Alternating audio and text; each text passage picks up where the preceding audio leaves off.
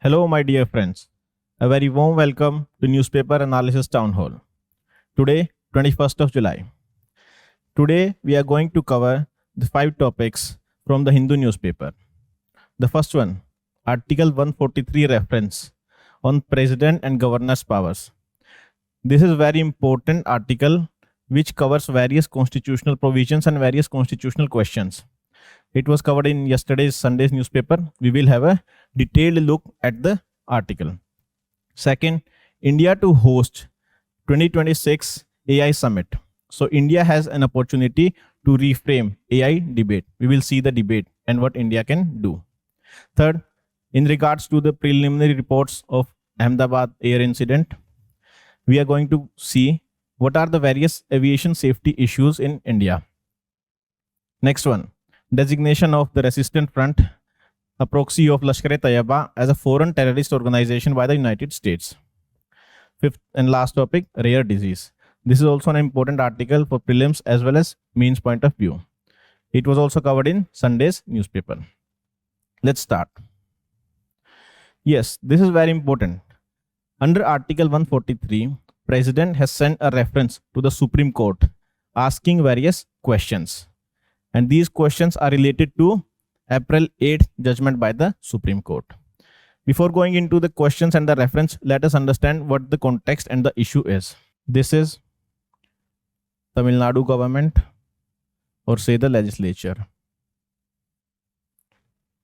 This is governor. This is president. And this is Supreme Court.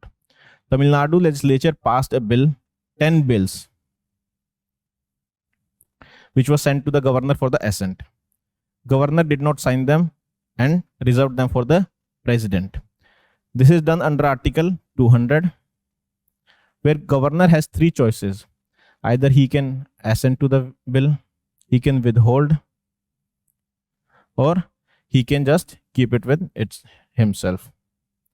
But under Article 201, governor is empowered to reserve bill for the president's assent. Now the issue starts here. President did not approve the bill, did not take any action on the bills. So the Tamil Nadu government went to the Supreme Court, 2 judges bench. This 2 judges bench said that the actions of the governor are illegal. Why?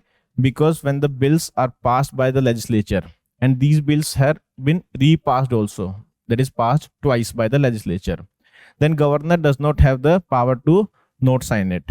It is the will of the people. This is what the court has said.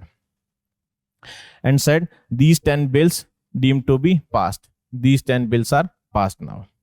So now the central government, under Article 143, under this article, President can ask for a reference from the Supreme Court regarding some constitutional or questions of law. It asked various questions to the Supreme Court. What are these questions? Let's see. Context. Tamil Nadu government petition in the Supreme Court challenging governor's delay in clearing 10 repassed bills and then reserving them for president. Supreme Court 2 judge bench ruling. It said governor's actions were illegal. It invoked Article 142.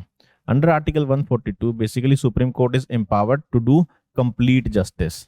And Supreme Court 2 judges bench said, in order to do the complete justice, all 10 bills considered to be have passed and had got assent. So now the key questions have been posed by the presidential reference under Article 143. First question. Can time limit be imposed through judicial order? Here, when the bill is passed on to governor and then to president, in constitution there is no time limit. Governor and president can take as much as the time they want to, because there is no time limit. So the question is, can time limit be imposed through judicial orders in manner of exercise of power prescribed under Article 200 and 201? This is for Article 200 and this is 201. So there is no time limit mentioned, but can Supreme Court or the courts do this? Second, What is the scope of Article 142?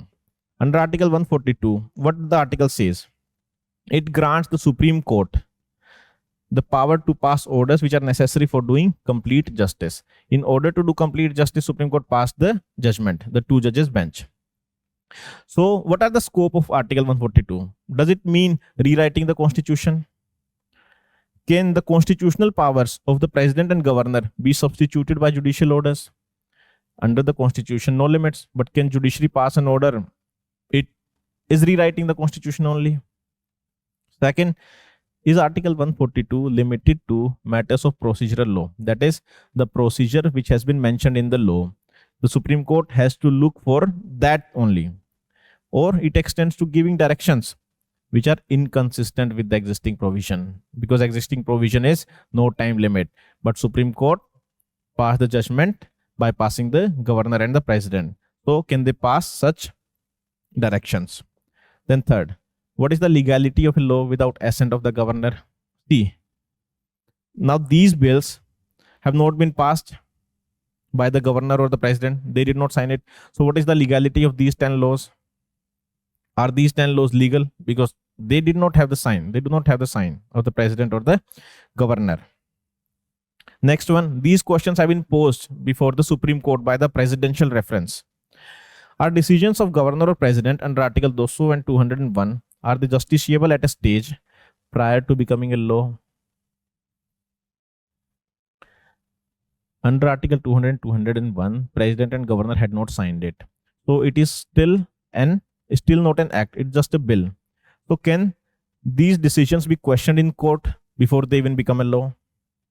Next, in Article 145, it is written that the matters of constitutional interpretation or law, they have to be considered by 5 judges bench.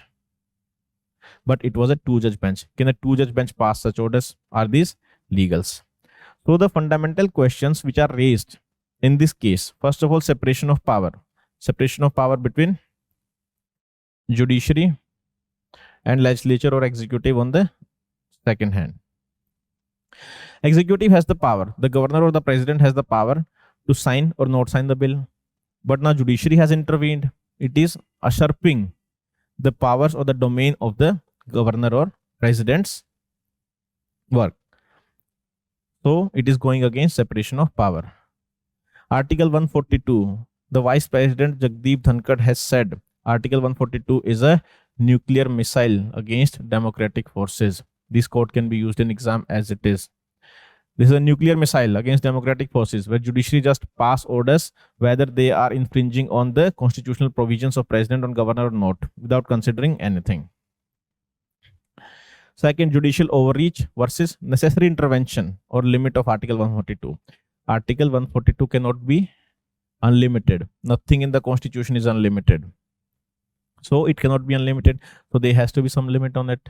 Whether it is limited to procedural interpretation of the law or it means rewriting the constitution altogether. So it is the judicial overreach where judicial is overreaching or crossing its boundaries. Then the constitutional interpretation, you have to interpret the constitution. You cannot rewrite it.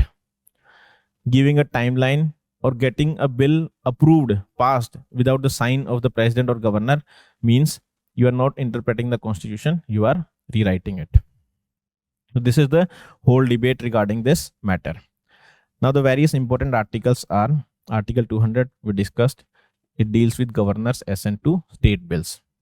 He can assent, withhold or reserve for the president. If it reserve for the president, then under 200 article it passes to the president. Then Article 142 under which the judgment was passed. This is for doing complete justice. Supreme Court can pass any order. Article 143 where the president can seek advisory opinion of the Supreme Court. This reference is under Article 143 only. One thing is to be noticed here. This reference is not mandatory on part of Supreme Court. Supreme Court can choose to not give any reply to this reference. This is very important. Usually Supreme Court gives its opinion, but it is not mandatory for Supreme Court to give its opinion or give any judgment on this. Then the matter related to the two judges bench under Article 145. Substantial question of law regarding constitutional interpretation must be heard by a minimum 5 judges bench, which is called as constitutional bench. So these are the various issues, and these are very genuine issues because it is rewriting the constitution only. You cannot pass such orders. So we'll see what the constitutional bench will give its judgment. Okay, let's move on to the next article. Here we will have a look at the artificial intelligence debate. And the context to this is India is going to host AI Impact Summit in February 2026. See, first of all, let us understand the background. Background is we know AI has become the part of life of everybody, especially after the ChatGPT. Earlier it was part of just research laboratories, but now we can feel it in our living rooms, classroom, parliaments, everywhere it is used. Even some companies are making it obligatory now to use AI tools to fasten the work speed. Even to, Instagram hashtags, people use AI, the ChatGPT. Also, 3 global gatherings have happened on AI. The last one, which happened in Paris. What were the outcome? The final text, UK and US rejected the text. So there was no consensus, while China welcomed it. So last year, no text was approved. Nothing could be, finalized where consensus could be developed. And also there are various fragmentations going around the world. What are the various fragmentation going around the world? First one, trade wars. This is very important. You can say trade walls. Walls have been imposed through tariffs, especially by the United States, Donald Trump. Second, West Asia. It is a disturbed region now. Gaza, Israel, Iran. Third one, Russia-Ukraine war. Now the impact of Russia-Ukraine war, we can feel it. How? Sanctioning on the countries which are importing Russian oil. We saw yesterday only, day before yesterday on Saturday, how a refinery in Gujarat has been put under sanctions by the European Union. So under these circumstances, it is very tough to come on a consensus-based AI framework. So what India can do in this? Under these backgrounds, shifting of ChatGPT from academic labs, 3 global gatherings, Paris summit, rejected by US, UK, global fragmentation, Middle East war, Ukraine war, trade war. Under these circumstances, these backgrounds, what India can do? What are the opportunities before India? India has already started its work. Yes, Ministry of Electronics and Information Technology, it has started its preparation. Through its platform, 𝐼𝐸 platform, it has asked students, researchers, startups to give their views. How? Views regarding how AI can advance inclusive growth, improve development, and protect the planet. So in this article, these 5 suggestions have been given what India can do. First one, measure what matters. Basically, India has to use its own experience of launching various digital initiatives like Aadhaar, UPI. We know more than 100 crore people have Aadhaar. UPI, billions of transactions are happening. Right? So what the author suggests, that each delegation which is coming at the summit, they have to announce some measurable AI related goals. What is this? Similarly, we saw in Paris Agreement, INDCs, nationally determined contribution, which a nation has to give. Okay, this is what we are going to do. So voluntarily, every delegation has to announce some AI related goals. Okay, this is what we are going to do. Whether it's a country, it's a company. For example, what a company can suggest? A company can suggest, I will cut my data center electricity use. Will offer a free AI course for rural girls. Okay, so you see, these various initiatives have to be taken and various announcements have to be made by all the stakeholders. This India should try to ensure. Second, bring the global south to the front row. Global south has been ignored. Even in the previous summits, the first summit, global south was not the participant. So what the author suggests? The author suggests that India should try to build an AI for billion fund. This fund will support the AI initiatives. To launch, for example, launching a multilingual model challenge for say for 50 underserved languages. Now to protect these languages, to protect their cultures, AI can come handy in this. Okay, the message is simple. Talent is everywhere, not just in US or China. Third one, there should be a common safety check. Common safety check as in, see, various countries have their own laws. Some countries do not have their own laws. So there should be consensus on what should be the safety check for AI. AI can also, breach the privacy, can breach, can impact the worldwide various labor forces and economy. So there should be a common AI safety check should be there, which India should try to establish.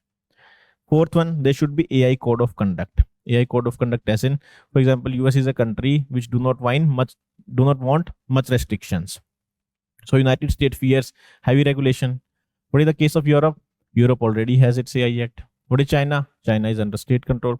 So there are various fragmentation. So there should be AI code of conduct, which should be voluntary and which should be, accepted by all.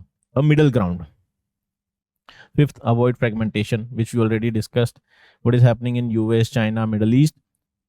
Going beyond these fragmentations, there should be the agenda, which should be that AI, which framework which is going to be built, should be broad, inclusive, and focused on global good. It cannot be done in days or weeks. It will take a long time, but India has the opportunity to reframe this debate. How AI governance has to be established across the world.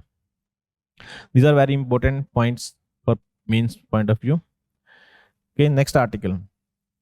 Yes, this is regarding aviation safety.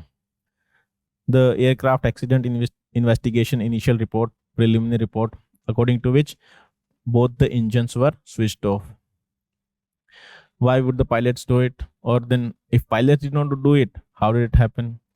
So going beyond these, we are going to have a look at what are the various issues in Indian aviation safety.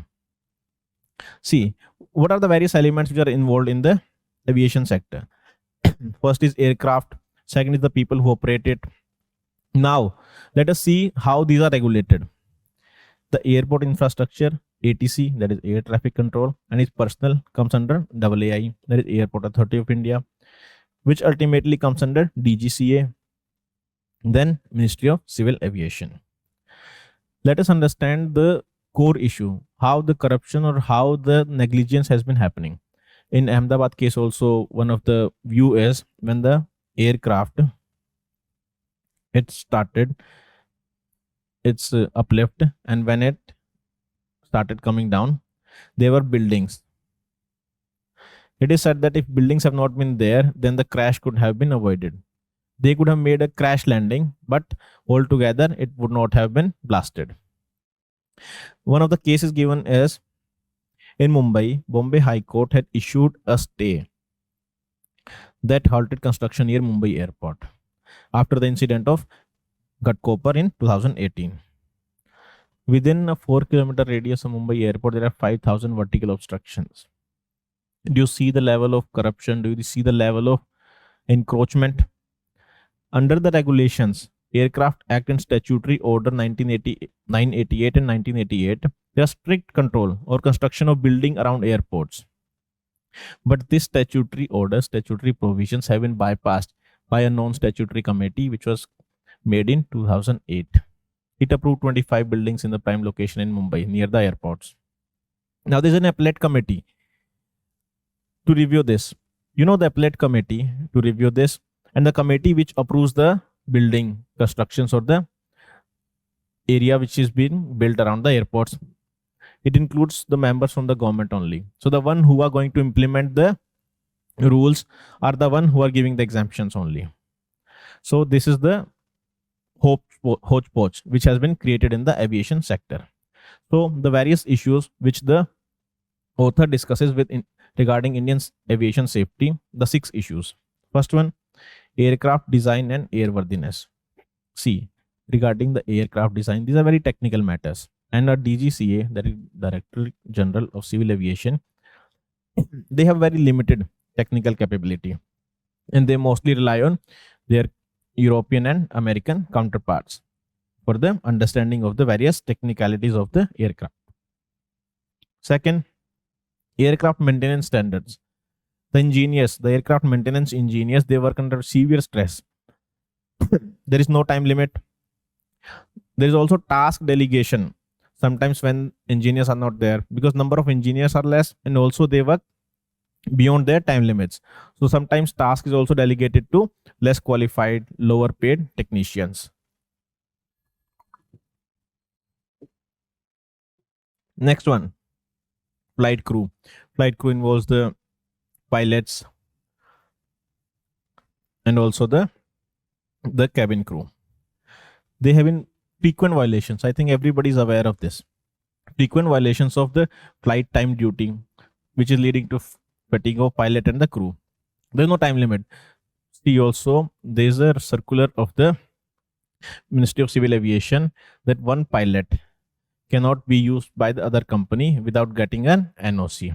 So this is a very complicated process. So which is leading to the usage of pilots, the multiple in a day, they make multiple trips, leading to fatigue. Then airline operations. Obviously, it's a prioritization of profit over safety.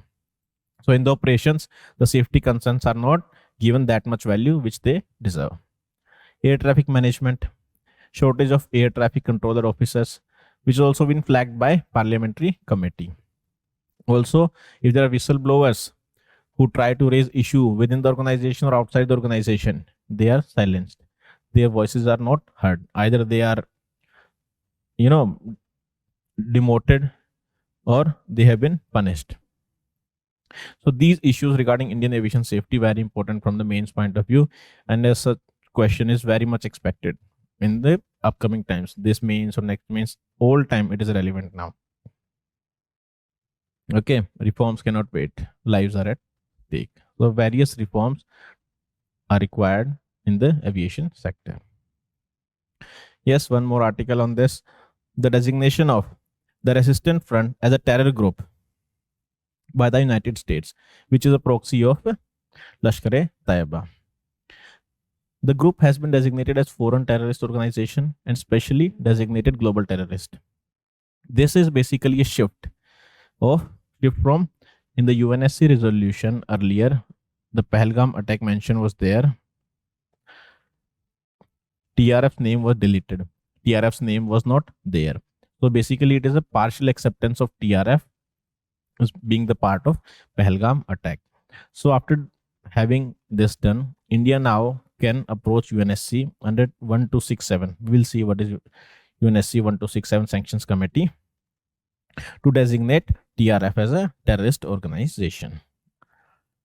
What is UNSC 1267 Sanctions Committee? Basically, it puts various individuals or the groups under a grouping called terrorist organizations. Earlier, various terrorists have been under this. Even Osama bin Laden was under this sanctions list.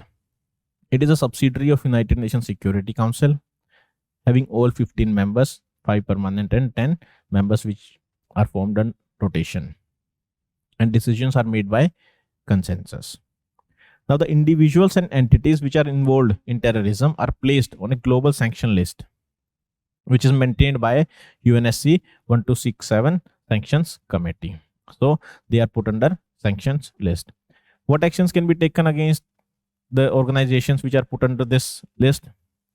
Their assets has to be freezed, travel ban on them, arms embargo. There is no supply of arms to such organizations. And all member states, for example, a terrorist organization in Pakistan is put under this sanction. Then Pakistan has to freeze its asset, ban the travel, and also limit or putting brakes on the arms supply. All member states are obligated to enforce these sanctions. This is not voluntary. This is obligatory for the member state to implement these actions. So this is a good step. This is a acceptance of India's comment, India's policy on terrorism. In the recent past, or we can say in the last 1 or 2 months, we have seen the world not coming on a consensus regarding terrorism. India has sent its delegation to various countries to make them aware of what the Pakistan has been doing. So this is a mild, you can say, acceptance of India's stand. So from here we will see what will happen with the Pakistan, US. The geopolitics now has become very complex, where US wants India to counter China, but at the same time US wants Pakistan to counter India also. Various trade deal negotiations are happening. So to negotiate better trade deals, such things are done by the US. Okay, so now let's move on to the next article. Yes, rare diseases. In the world, there are almost 10,000 rare diseases, and 80% of them are considered genetic in origin. What are rare diseases, by the way? Is it some disease like fever, or what is it? Rare disease. WHO defines rare disease as those lifelong disease or disorder with the prevalence is very less. That is why they are called rare. 1 or less than 1 per 1,000 population. That is, per 1,000 population, the prevalence is less than 1 or 1. So very minuscule, very low population is supposed to be suffering from rare diseases. But globally, this minuscule population, it makes 300 million people who have rare diseases. 10,000 rare diseases. We even don't know the names. There can be diseases which are, there in only hundreds of people, 20, 10 people. 10,000 rare diseases have been identified. There are various issues regarding this. The awareness is very important in this regard. Why? Because first of all, doctors themselves may not have encountered such diseases. They are encountering for the first time in their life such diseases.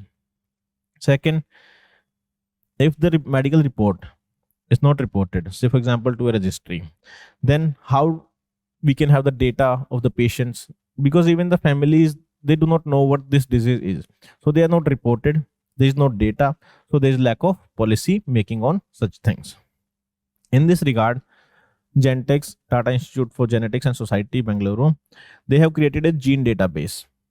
This is basically a resource where a user can choose from a list of symptoms to predict the possible rare disease. For example, if I'm facing certain symptoms, then on the basis of cross-checking those symptoms with this list, okay, I can say, okay, I may be having this disease, so that I can get it registered, I can get it checked. Okay, what is India's case? Out of the 300 million people, 90 million people have rare disease in India. This is even underreported because people are not aware.